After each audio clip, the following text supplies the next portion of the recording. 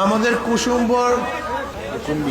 কুসুম্বি ইউনিয়নের চেয়ারম্যান জনাব শাহ আলম পান্না সাহেব আজকে আলহামদুলিল্লাহ ইসলামী আন্দোলন বাংলাদেশে যোগ দিতে আসবেন। আলহামদুলিল্লাহ, আল্লাহ ওনাকে কবুল করে নেন। একবারের চেয়ারম্যান না, উনি হলো 5 বারের চেয়ারম্যান, বর্তমান রানিং চেয়ারম্যান। আল্লাহ পাক সবাইকে কবুল করে নেন, দিনের খাদেম হিসেবে আল্লাহ পাক কবুল করে নেন। 5 বারের চেয়ারম্যান, ইনশাআল্লাহ আল্লাহ যেন দিনের খাদেম হিসেবে কবুল। একটু কথা বলবো চেয়ারম্যান সাহেব।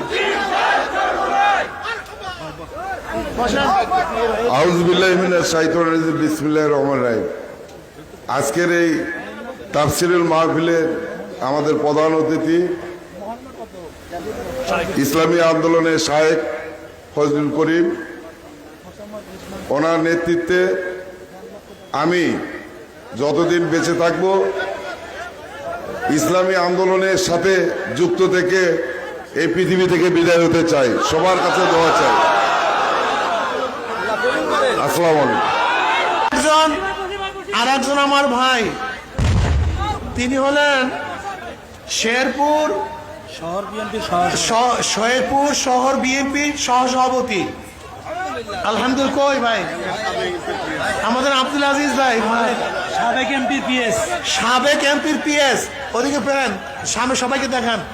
সাবেক এমপির পিএস নাম কি? গোলাম মোহাম্মদ সিরাজ সাহেব পিএস। আপনার আব্দুল আজিজ সাহেব। আলহামদুলিল্লাহ।